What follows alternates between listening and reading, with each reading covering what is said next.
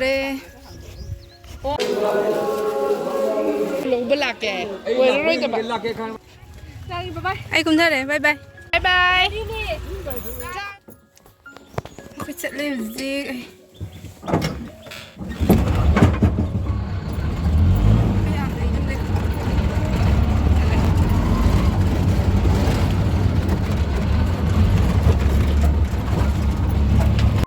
Hello everyone, good morning. Welcome back to my channel. Ma'am, I see that the teacher of the camp sa linya may zoom day video lo ba nang tere. Thekman na masin thoman na clip ho blog tere. Hoi to FZ. Sele mama. Dai ko ibo ang ngai ni ko tani adun na. Ko tang chat tore. Ang simbo ay thekman na chanwon namba kasi. Tanong kasi pa tere. Oh. Bok lai. Nâng mấy cái đồ nó đi xa này là nó đi lên làng một ngã nó cái đồ này ấy là đấy không là cũng sẽ đi coi là một cái quỷ đi nó tông được vậy nè à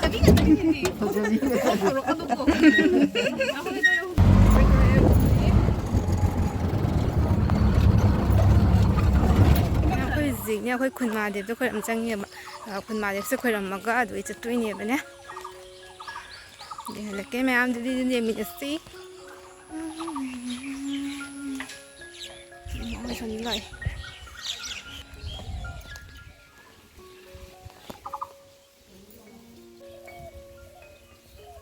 xíu khơi làm có muốn chinh được chế độ sinh tôi nhiều vậy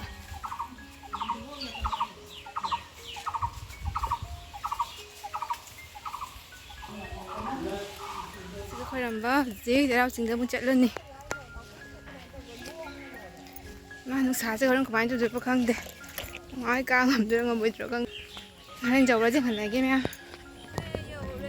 khơi giàu đây gì khơi ngẩn lại bảo anh nào dừng nghiệm tôi tìm đấy khơi tôi mà nói là của tôi hồi lại không tôi lại lên đi qua này nên ngẩn chân là xe nên tôi ngẩn lại hiểu không nào dừng nghiệm tôi làm khơi nó hàn tôi không đấy nên mẹ xin cả ra cái gì hẳn là cái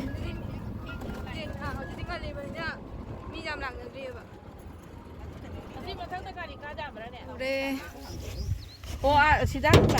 Di niya nga ngayon, kung ito lang niyo siya labog sa maga. Di kung nakalangam na. Ako yung di kari, may gamta ude. Nga libre na may lang na diya ba.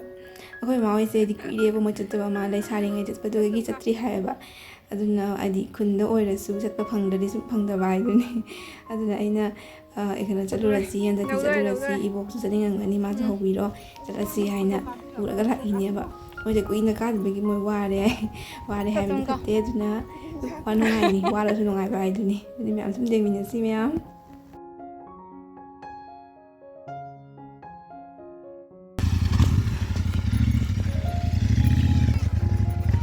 nó có bao giờ chất phẳng đôi đi gì qua đây học của thà đi mồi qua đây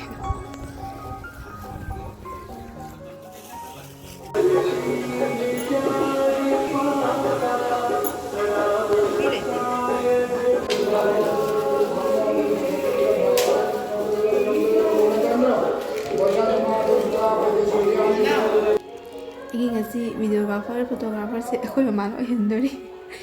Ado me asigi mandir Hanuman mandir se no basari ne bana ngai saram de basi se ano basaram ni. Ado asi ne me mi ga ta lang nandri ne hang ji ne. Nga ne ga si min than gre ni. mà này mà cái này Ai bu lo bela ke. Quên rồi các bạn. Nuôi mang ngay đây mà đi quay chứ lạc. Quay một video cái này chỉ hàng hàng. Đến đâu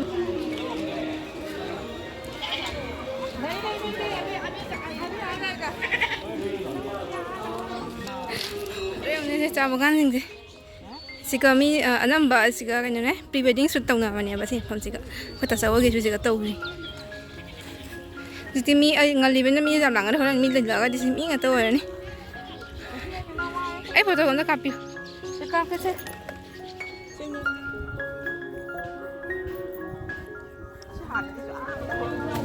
Cái khơi bờ đạp gì đó? Khơi đần trái tôi can. 이런 사람들 되는 거. 뭐라 사도 이렇게 잡아. 뭐라 사도. 나 이거 진짜 어디로 가? 나 방울라. 네. ꯑꯩꯉꯣꯟꯗ ꯑꯩꯒꯤ ꯇꯔꯥꯒꯤ ꯑꯃ ꯄꯤꯔꯛꯑꯣ ꯆꯅꯥꯒ ꯑꯃ ꯂꯩ ꯑꯗꯨꯅ ꯂꯥꯏꯅ ꯄꯥꯝꯅ ꯆꯅꯥꯕ꯭ꯔꯥ ꯆꯥꯅꯤ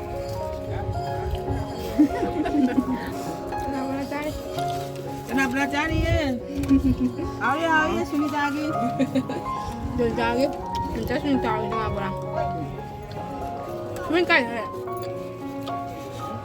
सुनीता है इसी लिए कमाई नंदी है कुछ का फंगा मी लाग बजी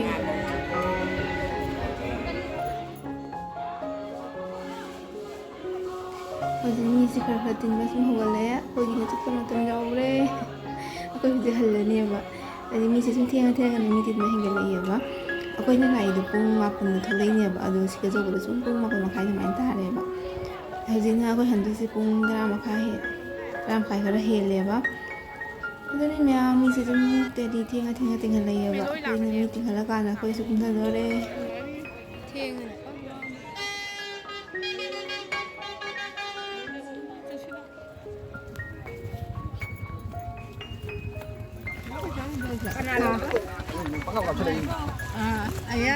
Ayah meloi lah itu aja. Mas pada sabi. Ai kum thare bye bye. Ya hau thieng bi khoi ya hau ngan bi ni. Melo ka dai no. Monia, kai khani ne. Kai khani na ko. Ai kum thare.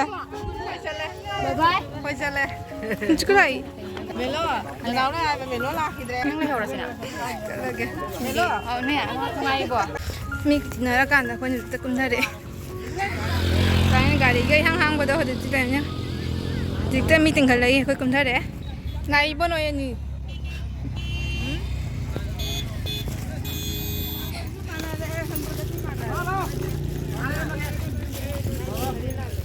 Khoi halle bye bye. Bye bye chào chị. Bye bye. Chào là bữa kìa. Nó mới ra bay rồi lại. Khai nó bay thôi rồi. Không, sao nó lại.